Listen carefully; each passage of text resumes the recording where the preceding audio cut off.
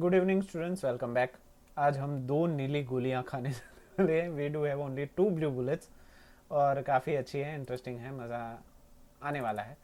अच्छे क्वेश्चन है, आप समझोगे तो इसको इम्प्लीफाई कर सकते हो, एक्नॉलेज कर सकते हो, क्योंकि ये ना आपके घर की चीज़ें हैं, आपके अप्लायंसेस हैं जो डायरेक्टली आपको इफ़ेक्ट करते हैं। आप रोज़ उसको देखते हो पर नज़रअंदाज कर देते हो, इग्नोर कर देते हो। तो पहला ये ब्लू बुलेट है, what determines the rate at which energy is delivered by a current. वो कौन सा मेन टर्म है? हमने वोल्टेज देख लिया, करंट देख लिया, रेजिस्टेंस देख लिया, पावर देख लिया, हीट एनर्जी देख लिया, बाद में एनर्जी देख लिया, जूल यूनिट देख लिया, किलोवाट आवर देख लिया, ये सारी चीज़ें देख ली। बट लाइट बिल में या इलेक्ट्रिसिटी में ऐसा कौन सा मेन फैक्टर है इन सारों में से जिसकी वजह से सारा कंजम्पशन डिपेंड होता है, उसके ऊपर ही सारी चीज़ें डिपेंडेड है। तो आपको आंसर तो दिमाग में आ ही गया होगा, which is a resistance load. तो जितना हाई रेजिस्टेंस होगा उसी के ऊपर ये सारी चीज़ें खेलती रहती है। रेजिस्टेंस जितना ज़्यादा या कम होगा उसी के ऊपर ये वोल्टेज, करंट, एम्पियर, हीट, सारी चीज़ें रेजिस्टेंस के ऊपर ही डिपेंड करता है। एक रेजिस्टेंस ही एक ऐसा खतरनाक इंसान है जो इन सारों को फ्लक्चुएट करता है, वेरी करता है। तो इसको हम लिखेंगे कैसे? और इसको लिखने से पहले मैंने जो बताया था ना कि हर आपके अप्लायंसेस में ऐसी तख्ती लगी हुई होती है, तो मैंने कुछ तख्तियाँ डाउनलोड की है आपको दिखाने के लिए। तो यहाँ पे देखिए, मॉडल है RX11 रूम हीटर। घर को जो गर्म करता है ना, रूम हीटर आपने यूज़ किया होगा सर्दियों के वक्त, वो हीटर है। उसमें रेटिंग देखिए, 230 वोल्टेज पे वो चल रहा है, 50 हर्ट्स उसकी फ्रीक्वेंसी है। ये फ्रीक्वेंसी वाली चीज़ को देख के डरने की ज़रूरत नहीं है। ये इंडिया में 50 हर्ट्स कॉमन है और अमेरिका में 60 हर्ट्स है। ये इलेक्ट्रिसिटी का जो हमारा मेन बोर्ड है वो डिसाइड करता है कि फ्रीक्वेंसी कितनी रखनी है, क्योंकि फ्रीक्वेंसी के ज़्यादा या कम होने से इंस्ट्रूमेंट गर्म हो जाता है। तो ये स्पेसिफाइड है और ये सारी चीज़ें इलेक्ट्रिकल पूरा इंडिया मान के चलते हैं। तो इंडिया में ना हर किसी को ये लिखित में दिया गया होता है कि हम 50 हर्ट्स में बिजली सप्लाई करेंगे। तो आप जो भी बना रहे हो, ट्यूबलाइट बना रहे हो, पंखा बना रहे हो, तो आप उसमें फ्रीक्वेंसी उतनी ही रखिए ताकि आपका इंस्ट्रूमेंट खराब ना हो जाए। तो हर कोई ये एक ही चीज़ लेके चलता है जो पूरे इंडिया में कॉमन है, 50 हर्ट्स। और ये रूम हीटर का पावर है 2000 वाट। तो आप अगर इसका बिल निकालना चाहो, निकाल सकते हो, कितना यूज़ होगा, कितने घंटे तक आप यूज़ करते हो, उसी तरीके से। दूसरी चीज़ मैंने ली हुई है पावर 144 इलेक्ट्रिकल इंडिया, ये शायद है रेफ्रिजरेटर है, rated power supply. Cooling capacity देखिए यहाँ पे, कूलिंग कैपेसिटी मतलब ये रेफ्रिजरेटर है। हम रेफ्रिजरेटर यूज़ कर रहे हैं जिसका पावर है 1550 वाट। मतलब ये आइसक्रीम वाला रेफ्रिजरेटर होगा तभी इतना ज़्यादा होगा। हमारे घर का छोटा जो रेफ्रिजरेटर है, ये नहीं, ये बड़ा वाला रेफ्रिजरेटर है जो 1550 वाट पे चलता है। जो करंट यूज़ कर रहा है 7.1 एम्पियर। हाँ, तो ये बड़ा है, ये कुछ बड़ा ठंडा करने के लिए यूज़ हो रहा है। यहाँ पे R22 रेफ्रिजरेटर, इसको तो हम ये थर्मल डिपार्टमेंट है तो इसको हम छोड़ देते हैं। बट ये पावर 1550 वोट है। तो आप इसको अगर 2 घंटे के लिए यूज़ करोगे तो कितना बिल आएगा वो आप कैलकुलेट करना चाहो तो कर सकते हो, क्योंकि पता है ना, 1 किलो वाट आवर के 6 रुपये, 5 रुपये, 4 रुपये के हिसाब से आप कैलकुलेट कर लो कि ये अगर आप कोई नई चीज़ घर में ला रहे हो तो उसका बिल कितना ऐड हो जाएगा, वो आप लाने से पहले ही कैलकुलेट कर सकते हो। तो फिर से क्वेश्चन पे आ जाते हैं, what determines the rate at which the energy is delivered by current. जब एनर्जी डिलीवर होती है करंट के द्वारा तो ऐसे कौन से फैक्टर है या कौन सा फैक्टर है जिसके ऊपर सारी चीज़ें डिपेंड करती है, और वो हमारा है resistance. Resistance of a circuit determines the rate at which the energy is delivered by a current. तो वही एक है जिसकी वजह से रेट डिसाइड होगा कि किस रेट पे एनर्जी कंज्यूम होगी। Electrical power is the rate of consumption of electrical energy by electrical appliances. तो उसी के वजह से रेजिस्टेंस आपको एक बार मिल गया तो उसकी वजह से पावर मिल जाएगा, I2RT या VI, ये सारी चीज़ें। Rate of consumption of electrical energy, her appliances कितना पावर यूज़ कर रहा है वो आप कैलकुलेट कर सकते हो।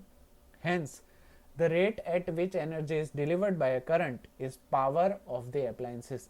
तो उसी वजह से जिस रेट पे एनर्जी डिलीवर हो रही है, करंट कर रहा है, उसी चीज को हम उस अप्लायंसेस का पावर बोलेंगे। तो पावर या इलेक्ट्रिकल कंजम्पशन सीधा सीधा उसके मूल में कौन बैठा हुआ है? रेजिस्टेंस। रेजिस्टेंस थोड़ा बड़ा या कम हुआ तो पावर या एनर्जी भी पूरी बढ़ेगी या कम होगी। अब मेन रेजिस्टेंस है, उसी के ऊपर ये सारी चीजें डिपेंड करती है। वही है जो रेट भी डिसाइड करता है कि किस रेट से एनर्जी को, इलेक्ट्रिकल करंट को फ्लो करने देना है या नहीं देना है। तो क्वेश्चन, पहली बुलेट हमने खा ली। दूसरी बुलेट जो है एक problem but obvious, an electric motor आपके घर में टंकी में पानी चढ़ाने के लिए जो हम इलेक्ट्रिक मोटर यूज करते हैं, वो मोटर 5 एम्पियर पे चल रही है और वो 220 वोल्ट, मतलब घर में जो बिजली का वोल्टेज पोटेंशियल डिफरेंस आता है उसी पे चल रही है। डिटरमाइन कीजिए कि the power of motor and the energy consumed in 2 hour. अगर आप उसको 2 घंटे चलाते हो तो कितना पावर और कितनी एनर्जी लगेगी वो आप कैलकुलेट करके दीजिए। अभी जबकि पावर की बात है तो पावर की तख्ती तो आपको मोटर पे लगी हुई ही मिल जाएगी, तो उसको कैलकुलेट करो। पर मान लीजिए कि आप इलेक्ट्रिकल फील्ड में चले गए, आप इलेक्ट्रिकल इंजीनियर बन गए और आपको वो जो तख्ती है इंडस्ट्री में यूज कर रहे हो, वो तख्ती किसी ने उखाड़ के फेंक दी या वो मिसिंग है, तो तब जाके आपको पावर कैलकुलेट करना है, तो आप एमीटर लगा के, वोल्ट मीटर लगा के आराम से कैलकुलेट कर सकते हो। तो हियर यहाँ पे करंट बह रहा है 5 एम्पियर, वोल्टेज है 220 वोल्ट, टाइम हम 2 घंटे के लिए चला रहे हैं जो है 7200 सेकेंड्स। क्यों, कैसे? 1 घंटा इज इक्वल टू 3600 सेकेंड्स, तो 2 घंटे मतलब हो गया 3600 इंटू 2, तो वो हो गया 7200 सेकेंड्स। आप बोलोगे कि सर हमें तो इससे पहले जो प्रॉब्लम किया उसमें डायरेक्ट लाइट बिल निकालते थे तो हवर को सेकंड में कन्वर्ट नहीं करते थे, यहाँ पे क्यों कर रहे हैं? क्योंकि यहाँ पे इन्होंने एनर्जी भी मांगी हुई है। एनर्जी आती है जूल में, और जूल तभी मिलेगा जब आपको वाट को सेकंड से मल्टीप्लाई करोगे, तो उसी वजह से सेकंड यहाँ पे हो जाता है important. The power of motor can be calculated by the equation. तो अभी हमें जो मोटर हम यूज कर रहे हैं उसका पावर निकालना है। अगर वो तख्ती गायब है तो P is equal to V I, हमें ये पता है, पावर ट्राइंगल PIV। तो यहाँ पे वोल्टेज है 220 वोल्ट और करंट हमारा यूज हो रहा है 5 एम्पियर, तो यहाँ पे पावर हो रहा है 1100 वाट। मतलब जो हम मोटर यूज कर रहे हैं वो 1100 वाट की मोटर है। तो ये पहला आंसर तो हमें मिल गया। अभी हमें चाहिए कि एनर्जी कितनी यूज हो रही है, तो यहाँ पे एनर्जी ट्राइंगल ले लीजिए EPT। तो E is equal to P into T हो गया, तो E is equal to P into T, power हमने निकाल लिया है जो कि है 1100 वाट। कितने घंटे के लिए यूज कर रहे हैं हम? 2 घंटे के लिए। पर क्योंकि यहाँ पे एनर्जी है वो जूल में आएगी तो इसको हमें सेकंड में लिखना पड़ेगा।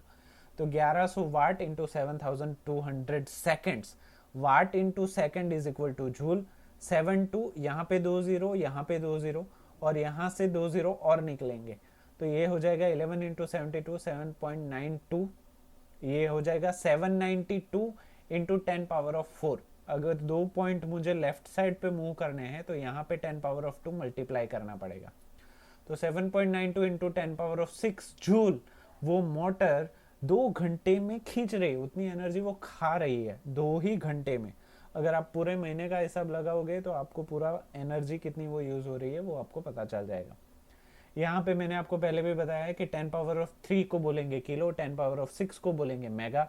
तो अगर आपको 10 पावर ऑफ 6 नहीं लिखना है तो यहाँ पे आप लिख सकते हो 7.92 मेगा जूल। तो ये बहुत बड़ी एनर्जी होती है, मतलब है बड़ी वाली मोटर है। सो इतना करने के बाद the power of the motor is 1100 watt and the energy consumed by the motor in 2 hours, 2 घंटे अगर उसको मैं चलाऊं तो वो 7.92 मेगा जूल या 7.92 into 10 power of 6 joule energy वो यूज करेगी। तो इसी के साथ हमारे दोनों क्वेश्चन हो जाते हैं खत्म, और इसी के साथ हमारा पूरा चैप्टर ही हो जाता है खत्म।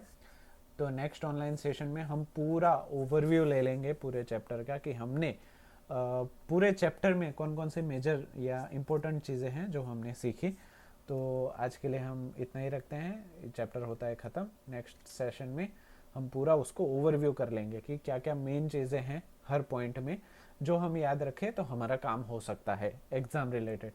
तो आज के लिए बस इतना ही रखते हैं। टिल देन रिवाइज करते रहिए, और वीडियो देखने के लिए थैंक यू सो मच।